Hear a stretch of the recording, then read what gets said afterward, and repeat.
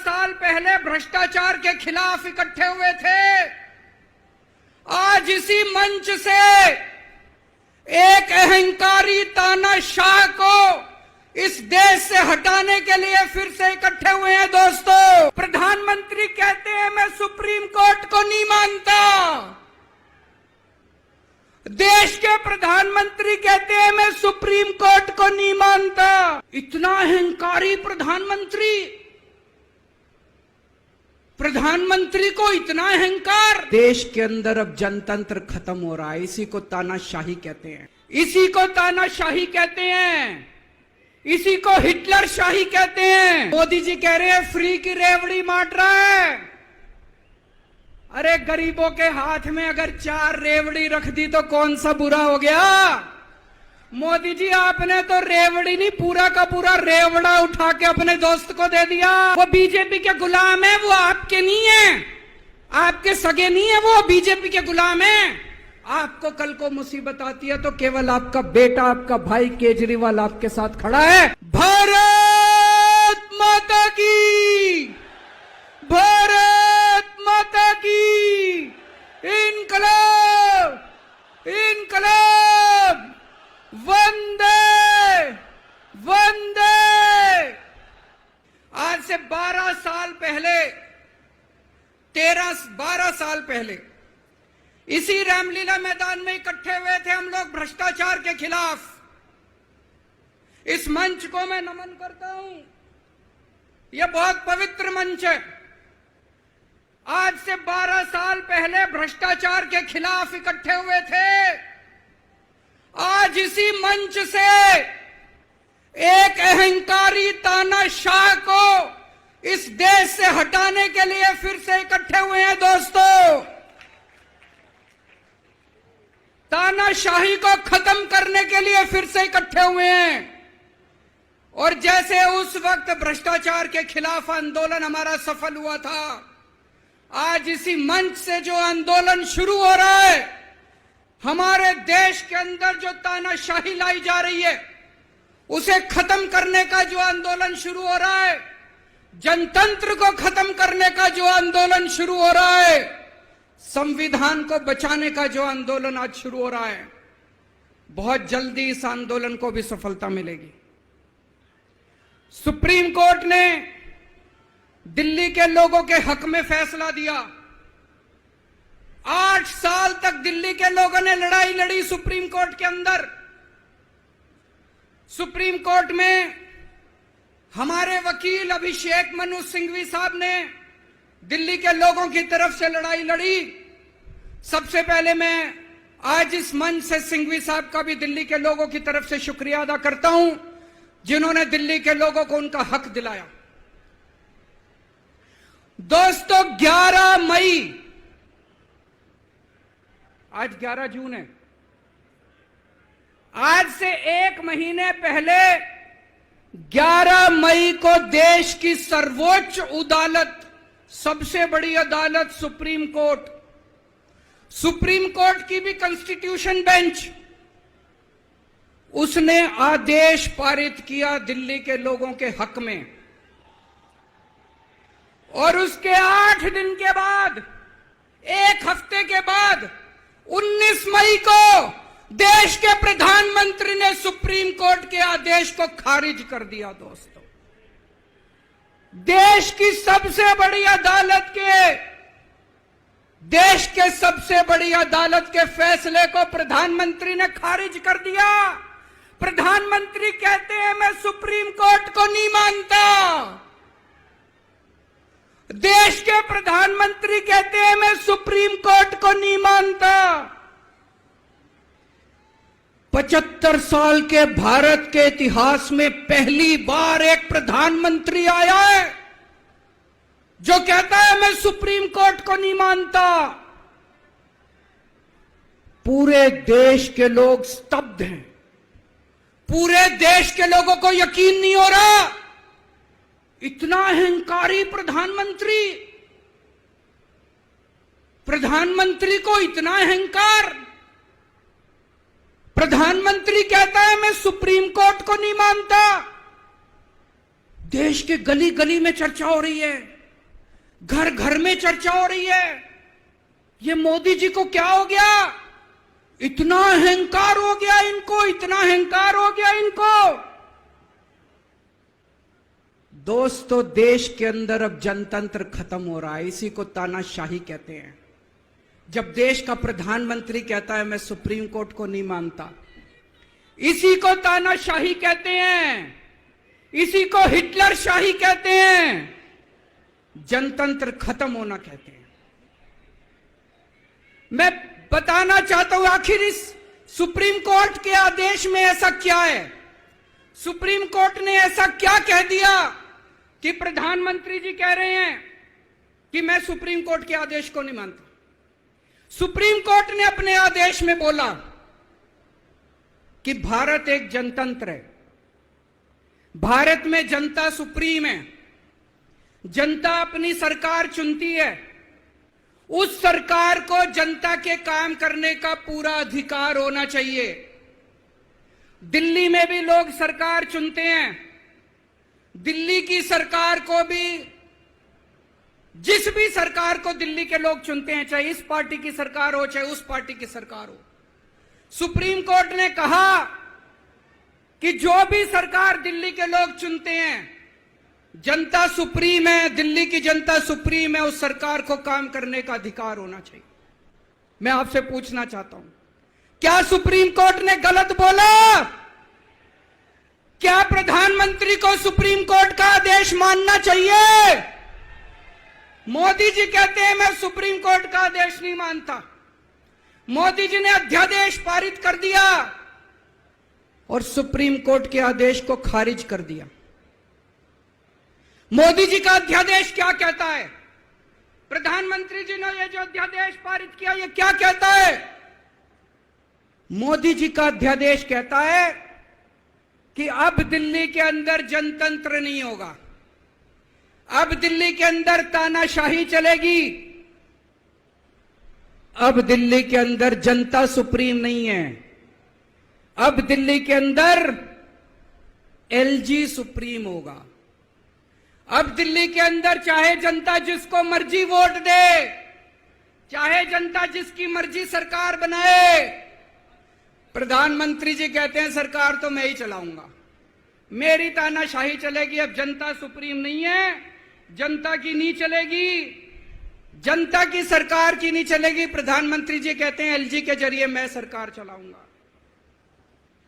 26 जनवरी 1950 को हमारे देश का संविधान लागू हुआ। बाबा साहब अंबेडकर ने संविधान बनाया। बाबा साहब अंबेडकर ने अपने संविधान में लिखा कि इस देश के अंदर जनतंत्र होगा, जनता सुप्रीम होगी। आज प्रधानमंत्री जी ने भारत के संविधान के परखच्चे उड़ा दिए। प्रधानमंत्री जी ने भारत का संविधान बदल दिया। प्रधानमंत्री जी कहते हैं अब जनता सुप्रीम नहीं होगी, अब एलजी सुप्रीम होगा। जनता सुप्रीम नहीं होगी, अब प्रधानमंत्री सुप्रीम होगा। प्रधानमंत्री जी कहते हैं अब दिल्ली की जनता की वोट की कोई कीमत नहीं होगी। यह तो सरासर अपमान है दिल्ली के लोगों का। प्रधानमंत्री जी कहते हैं दिल्ली की जनता जिसको मर्जी वोट दे, उस वोट की कोई कीमत नहीं है।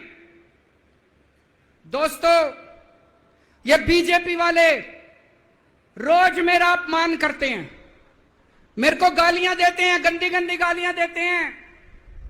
मेरे को अपने मान और अपमान की कोई चिंता नहीं है, मैं कोई परवाह नहीं करता। मैं इनको वापस गाली नहीं देता, मेरे को गाली गलौज नहीं करनी आती, मेरे संस्कार नहीं सिखाते।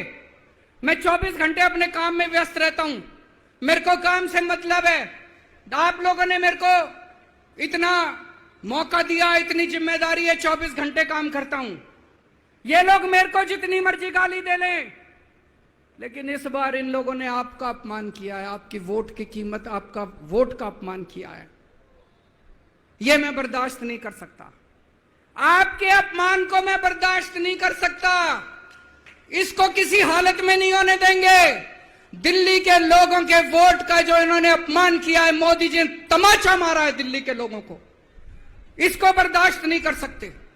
इसको ठीक करा के रहेंगे। इस अध्यादेश को खारिज करा के रहेंगे, सुप्रीम कोर्ट के आदेश को पालन करा के रहेंगे। करेंगे कि नहीं करेंगे?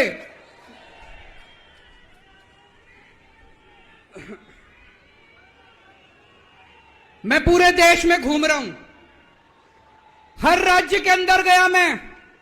पिछले दिनों पूरे देश के अंदर घूम रहा हूं, सारी पार्टियों के नेताओं से मिला। मैं आपको दिल्ली के लोगों को बताना चाहता हूं, देश के सारे लोग आपके साथ हैं। आप ये मत समझना आप अकेले हो। 140 करोड़ लोग आपके साथ हैं।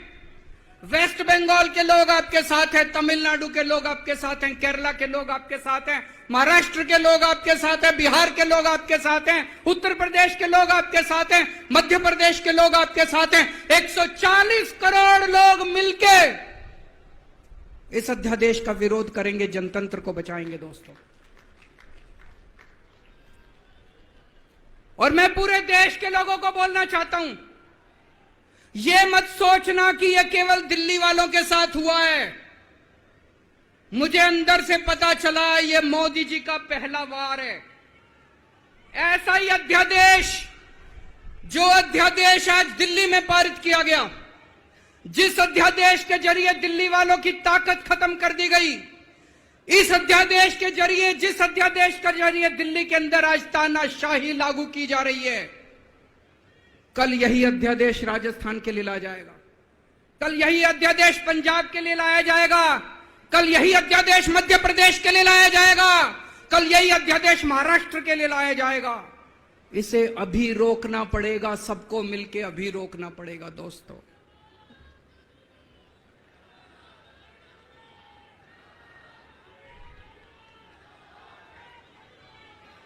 मोदी जी दिल्ली वालों के पीछे क्यों पड़े हैं? दिल्ली वालों के पीछे क्यों पड़े हैं मोदी जी? 2015 में दिल्ली के लोगों ने 7 एमपी की सीट मोदी जी को जिता दी, मोदी जी को प्रधानमंत्री बनाया और मोदी जी को कहा आप देश संभालो। और दिल्ली में 70 में से 3 सीट बीजेपी को दी, 3 सीट, 67 सीट आम आदमी पार्टी को दी। और दिल्ली के लोगों ने कहा केजरीवाल जी आप दिल्ली संभालो। बीजेपी को 3 सीट देने का क्या मतलब? दिल्ली के लोगों ने अपनी आंखें लाल करके मोदी जी की तरफ देखा और बोला आप देश संभालो, खबरदार दिल्ली की तरफ आंख उठा के देखी तो। बोला कि नहीं बोला? 2020 में फिर से दिल्ली के लोगों ने 7 एमपी की सीट मोदी जी को दी, बोले आप देश संभालो। आम आदमी पार्टी को 70 में से 62 सीट दी, बोले केजरीवाल जी आप दिल्ली संभालो। फिर से दिल्ली के लोगों ने आंखें लाल करके मोदी जी को कहा आप देश संभालो, दिल्ली की तरफ आंख उठा के मत देखना। लेकिन प्रधानमंत्री जी से देश तो संभल नहीं रहा, देश का तो बेड़ा गर्क कर दिया। रोज उठते हैं और दिल्ली वालों के काम रोक देते हैं, रोज उठते हैं और दिल्ली वालों के काम। मैं स्कूल बनवाता हूं, मोदी जी कहते हैं मैं तेरे स्कूल नहीं बनने दूंगा। मैं अस्पताल बनवाता हूं, मोदी जी कहते हैं तेरे अस्पताल नहीं बनने दूंगा। मैं मोहल्ला क्लिनिक बनाता हूं, मेरे मोहल्ला क्लिनिक तोड़वा दिए मोदी जी ने। पिछले साल प्रधानमंत्री जी ने दिल्ली के अस्पतालों में दवाइयां बंद करा दी। मैं सीसीटीवी कैमरे लगवाता हूं, प्रधानमंत्री जी एलजी को कह के सीसीटीवी कैमरे नहीं लगने देते। पिछले साल मोहल्ला क्लिनिक के अंदर इन्होंने गरीबों के टेस्ट बंद करवा दिए दोस्तों। मैंने दिल्ली के लोगों के लिए योगा क्लासेस शुरू की, प्रधानमंत्री जी ने योगा क्लासेस बंद करवा दी। प्रधानमंत्री जी से मैं कहना चाहता हूं आप देश संभालो ना, आपसे देश तो संभल नहीं रहा। देश का बेड़ा गर्क कर दिया आपने। चारों तरफ इतनी महंगाई हो रही है, पेट्रोल 100 रुपए लीटर पहुंच गया, डीजल 90 रुपए लीटर पहुंच गया, दूध महंगा हो गया, सब्जियां महंगी हो गई, एलपीजी का सिलेंडर 1000 रुपए के ऊपर हो गया। इनको समझ ही नहीं आ रहा महंगाई कैसे। इनको चौथी पास राजा को समझ ही नहीं आ रहा कि देश कैसे संभाले। एक दिन कहते हैं 2000 का नोट आएगा, 5 साल बाद कहते हैं 2000 का नोट जाएगा। अरे इनको समझ ही नहीं है। आप लोगों ने कोई समझदार प्रधानमंत्री बनाया होता, कम से कम ये तो बता देगा 2000 का नोट आएगा कि जाएगा। चारों तरफ बेरोजगारी फैली हुई है, इनको समझ ही नहीं आ रहा बेरोजगारी कैसे दूर करें। चारों तरफ भ्रष्टाचारी भ्रष्टाचार फैला हुआ है, इनको समझ ही नहीं आ रहा भ्रष्टाचार दूर कैसे करें। जीएसटी की वजह से व्यापारियों का बेड़ा गर्क हुआ पड़ा है, इनको समझ ही नहीं आ रहा जीएसटी को कैसे ठीक करें। पूरे देश का रेलवे में मेरी आप लोगों से गुजारिश है, एक टेस्ट करके देखना। कोई second class AC, third AC, second class की टिकट खरीद लेना, सेकंड क्लास स्लीपर की। एक बारी रेल में जाके देखो इन्होंने रेलवे का क्या हाल कर दिया। पूरी रेलवे का बेड़ा गर्क कर दिया। अच्छा खासा चलता हुआ रेलवे इन्होंने बेड़ा गर्क कर दिया इन लोगों ने। 2002 में प्रधानमंत्री जी गुजरात के मुख्यमंत्री बने। 12 साल गुजरात के मुख्यमंत्री रहे। पिछले 9 साल से देश के प्रधानमंत्री हैं। 21 साल हो गए मोदी जी को राज करते करते, 21 साल। 2015 में मैं दिल्ली का मुख्यमंत्री बना। मेरे को 8 साल हो गए दिल्ली पे राज करते करते।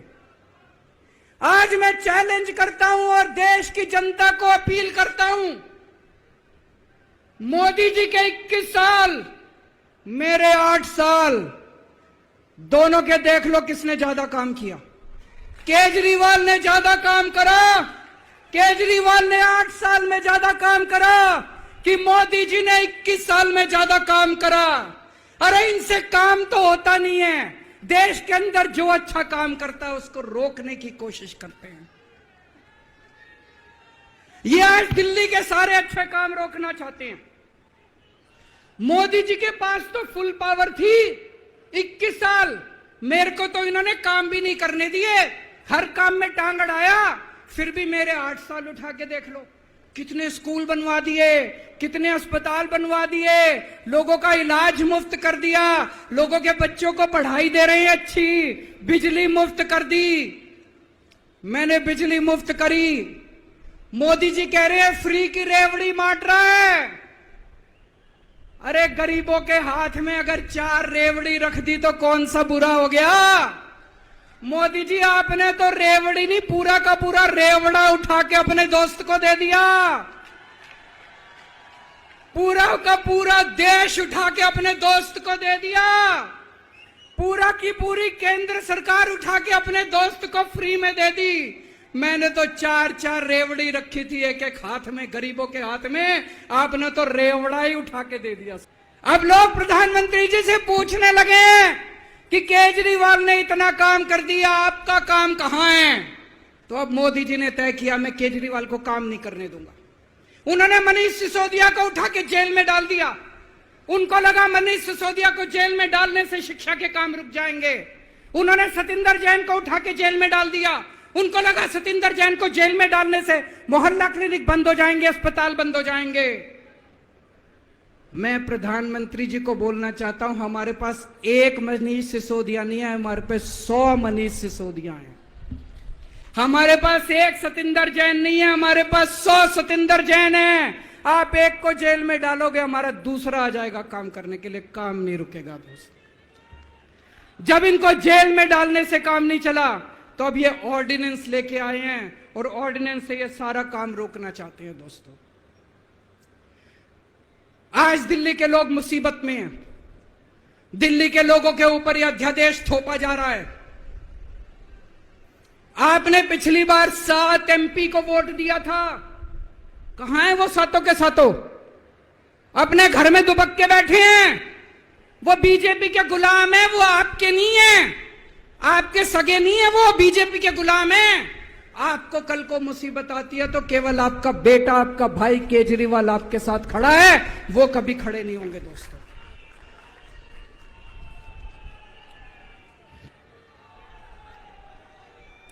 और अंत में मैं आपको एक कहानी सुनाना चाहता हूं। चौथी पास राजा, किस किसने सुनी है ये कहानी? इस कहानी का महात्म्य है कि इस कहानी को जितनी बार सुनोगे, जितनी बार सुनाओगे, उतनी भगवान की कृपा आपके परिवार के ऊपर बरसेगी। इस कहानी का जितना प्रचार प्रसार करोगे, उतना देश की तरक्की होगी, उतना समाज की तरक्की होगी। तो जिन लोगों ने कहानी सुनी है वो भी बड़े ध्यान से दोबारा सुनना, अच्छे से सुनना और इसका खूब प्रचार प्रसार करना। यह कहानी एक राजा की है, एक चौथी पास राजा की कहानी है, एक अहंकारी राजा की कहानी है, एक भ्रष्टाचारी राजा की कहानी है। आप लोगों ने राजा और रानी की कई कहानियां सुनी होंगी। इस कहानी में राजा तो है, रानी नहीं है।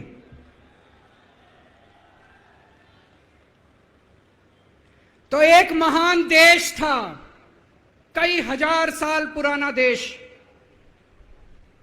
उस देश के एक गांव में एक बच्चा पैदा हुआ, बहुत गरीब घर में एक बच्चा पैदा हुआ।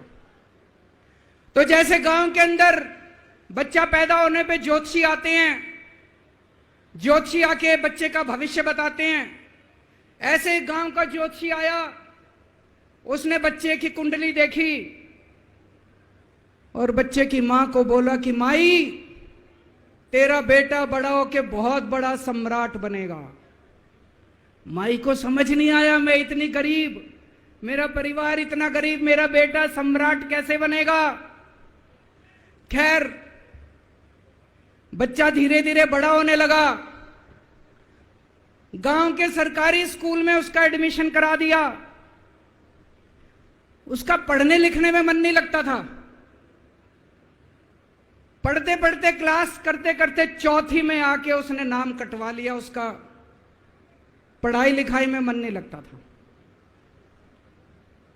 बगल में, गांव के बगल में एक रेलवे स्टेशन था। घर में बहुत गरीबी थी। वो बच्चा वहां स्टेशन पे जाके चाय बेचने लगा।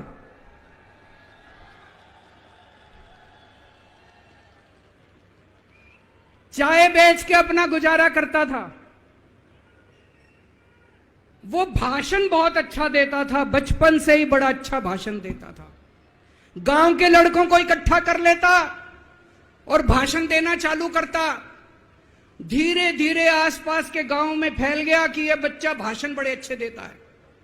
आसपास के लड़के भी इकट्ठे हो गए और जो मर्जी टॉपिक हो भाषण देना चालू कर देता था और रुकता ही नहीं था, घंटों घंटों तक भाषण देता रहता था। बच्चा बड़ा हुआ। ज्योतिषी ने कहा था बड़ा होके बच्चा उस महान देश का सम्राट बन गया। लेकिन राजा तो अनपढ़ था, उसे तो कुछ आता नहीं था। अफसर आते, उस अनपढ़ राजा से जहां मर्जी साइन करा लेते, जहां मर्जी जो मर्जी साइन करा लेते। वो राजा अनपढ़ था, उसे लगता था मैं अगर अफसरों से पूछूंगा तो मेरी कमजोरी सबके सामने प्रकट हो जाएगी। अफसरों को लगेगा मेरे को कुछ आता नहीं है।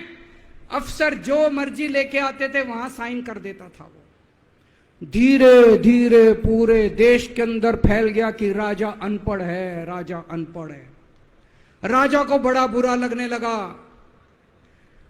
तो राजा ने कहीं से एक फर्जी डिग्री का जुगाड़ कर लिया। एक फर्जी डिग्री का जुगाड़ कर लिया, एमए की डिग्री का। और राजा बोला मैं एमए हूं। पर सच्चाई तो पूरे देश को पता थी, राजा तो अनपढ़ था। धीरे धीरे राजा अहंकारी भी होता गया। अहंकारी राजा और ऊपर से अनपढ़, जो मर्जी उस राजा के पास जाता और राजा से कुछ भी पास करा के ले आता। एक बार कुछ लोग गए, राजा को बोले जी नोटबंदी कर दो, नोटबंदी करने से भ्रष्टाचार खत्म हो जाएगा, आतंकवाद खत्म हो जाएगा। राजा को कुछ समझ नहीं आया, राजा की खूब चमची मारी उन्होंने। राजा ने एक दिन शाम को टीवी पे आके 8 बजे नोटबंदी कर दी। पूरे देश का बेड़ा गर्क हो गया दोस्तों। लंबी लंबी बैंकों के सामने लाइनें लग गई, कई लोग मर गए, दुकानें बंद हो गई, रोजगार बंद हो गए, बड़ी बड़ी इंडस्ट्री बंद हो गई, पूरे देश का बेड़ा गर्क हो गया। फिर एक दिन कोई आके बोला जी 2000 का नोट ले आओ। राजा 2000 का नोट ले आया। 4 साल बाद कुछ लोग आके बोले जी 2000 का नोट बंद कर दो। राजा ने 2000 का नोट बंद कर दिया। राजा को अक्ल तो थी नहीं, बेवकूफ था, अनपढ़ था। कभी 2000 का नोट चालू करता था, कभी 2000 का नोट बंद करता था। एक बार कुछ लोग आके बोले जी ये किसानों के कानून बना दो, इस कानून से किसानों का भला होगा। राजा ने कानून बना दिए। पूरे देश के किसान सड़कों पे उतर आए। 750 किसान मर गए आंदोलन में। और 1 साल के बाद राजा को वो तीनों कानून वापस लेने पड़े। एक बार उस देश के अंदर बहुत बड़ी महामारी फैल गई, चारों तरफ महामारी फैल गई, लोग मरने लगे। किसने आके बोला जी थाली बजवाओ तो देश ठीक हो जाएगा। तो राजा ने पूरे देश में थाली और चम्मच बजवा दिए। महामारी तो नहीं बची, महामारी तो फैली रही। किसी ने आके कहा जी डॉक्टरों की जरूरत पड़ेगी, दवाइयों की जरूरत पड़ेगी, इंजेक्शन की जरूरत पड़ेगी, तब महामारी रुकेगी। राजा अपने दोस्तों का बड़ा ख्याल रखता था। उसके दोस्त थे। एक दोस्त ने 10,000 करोड़ रुपए चोरी कर लिए। राजा ने उसको देश से भगा दिया। दूसरे दोस्त ने 20,000 करोड़ चोरी कर लिए। राजा ने उसको भी देश से भगा दिया। पर एक दोस्त ऐसा था जिससे राजा की ज्यादा ही दोस्ती थी। कौन था? उसको उन्होंने सारे एयरपोर्ट बेच दिए, सारे जहाज बेच दिए, सारे सीपोर्ट बेच दिए।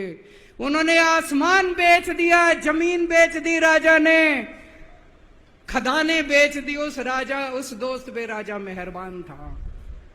राजा का एक और दोस्त था। वो दोस्त इतना गंदा था कि उसने कुछ अंतर्राष्ट्रीय खिलाड़ी महिलाओं के साथ बदतमीजी करी। लेकिन राजा ने दोस्ती नहीं छोड़ी। मजाल जो उस दोस्त के ऊपर कोई आंच आ जाए, राजा उस दोस्त के साथ खड़ा रहा, लेकिन उसने खिलाड़ियों का सुना। राजा का एक और दोस्त था। उस दोस्त ने किसानों के ऊपर गाड़ी चढ़ा दी, रौंद दिया, कुचल दिया किसानों को। राजा ने अपनी दोस्ती नहीं छोड़ी। इस बात पे तो दाद देनी पड़ेगी कि राजा दोस्तबाज था, 1 नंबर का दोस्तबाज था। चारों तरफ अत्याचार हो गया। चारों तरफ देश के अंदर इनके अपने लोग जो थे वो बलात्कार करने लगे, गलत काम करने लगे, हाहाकार मच गया। जो राजा के खिलाफ बोलता, राजा उसको पकड़ के जेल में डाल देता। एक दिन एक पत्रकार ने कार्टून बना दिया राजा के खिलाफ, उस पत्रकार को उठा के जेल में डाल दिया। एक दिन एक किसी पत्रकार ने उनके खिलाफ कुछ लिख दिया, उसको पकड़ के जेल में डाल दिया। जो राजा के खिलाफ बोले उसका बेड़ा गर्क। कोई जज अगर उस राजा के खिलाफ ऑर्डर करता था, राजा उसको बख्शता नहीं था। चारों तरफ अत्याचार, महंगाई, बेरोजगारी। ऊपर आसमान में देवता ये सब देख रहे थे कि पृथ्वी के ऊपर कितना घनघोर अत्याचार हो रहा है। सारे देवता इकट्ठे हुए। देवताओं ने मीटिंग करी, सारे देवता मिलकर शिवजी महाराज जी के पास गए और कहा, महाराज कुछ करो, पृथ्वी के ऊपर अन्याय हो गया, अत्याचार हो गया, चारों तरफ बलात्कार, चारों तरफ हाहाकार मचा हुआ है, जनता परेशान हो रही है। पृथ्वी जी, शिव जी महाराज जी ने अपनी तीसरी आंख खोली और दोस्तों यहां प्रचंड पृथ्वी के ऊपर अजीब अजीब घटनाएं घटने लगी। उज्जैन के अंदर महाकाल की 6 सप्तऋषियों की बड़ी बड़ी 10 फुटा भारी भारी मूर्तियां थी। एक दिन बारिश और तूफान आया और 6 की 6 मूर्तियां टूट गई। लोगों ने कहा बड़ा अपशकुन हो रहा है, बड़ा अपशकुन हो रहा है। एक दिन एक ट्रेन एक्सीडेंट हो गया, 250 से ज्यादा लोगों की मौत हो गई। लोगों ने कहा बड़ा अपशकुन हो रहा है। और एक दिन घनघोर बारिश आई, तूफान आया, ऊपर से आकाशवाणी हुई, सारे देश की जनता को भगवान ने कहा कि आप महान देश के लोग हो, क्या कर रहे हो, उठो, खड़े हो जाओ और इस अहंकारी राजा के खिलाफ सब लोग मिलकर आवाज उठाओ। भगवान आपके साथ है। और उसके बाद दोस्तों सोई हुई जनता जाग गई और 1 साल के अंदर उस अहंकारी राजा का राजपाट जनता ने उखाड़ के फेंक दिया। और उसके बाद वो महान देश दिन दूनी रात चौगनी प्रगति करने लगा। ये कहानी बड़ी पवित्र कहानी है। इस कहानी को सुनने से और सुनाने से परिवार का, समाज का और देश का बहुत भला होता है। इसे ज्यादा से ज्यादा शेयर कीजिए, ज्यादा से ज्यादा लोगों तक पहुंचाइए ताकि ज्यादा से ज्यादा लोग इसे सुन सकें, इसे समझ सकें। अंत में आपसे एक ही विनती है, अगली बार वोट डालने जाओ तो ऐसे आदमी को वोट डालना, ऐसे आदमी को प्रधानमंत्री बनाना जो कम से कम इतनी तो समझ रखता हो कि 2000 का नोट कैंसिल करना है कि चालू करना है। कपिल सिब्बल साहब एक बहुत अच्छी लड़ाई लड़ रहे हैं। इनकी एक वेबसाइट है इंसाफ के सिपाही। आप लोग, सब लोग ज्यादा से ज्यादा इस वेबसाइट पे जाके इसको लॉगिन करें, रजिस्टर करें और हम सब लोगों को मिलके अपने महान देश भारत देश के लिए काम करना है। भारत माता की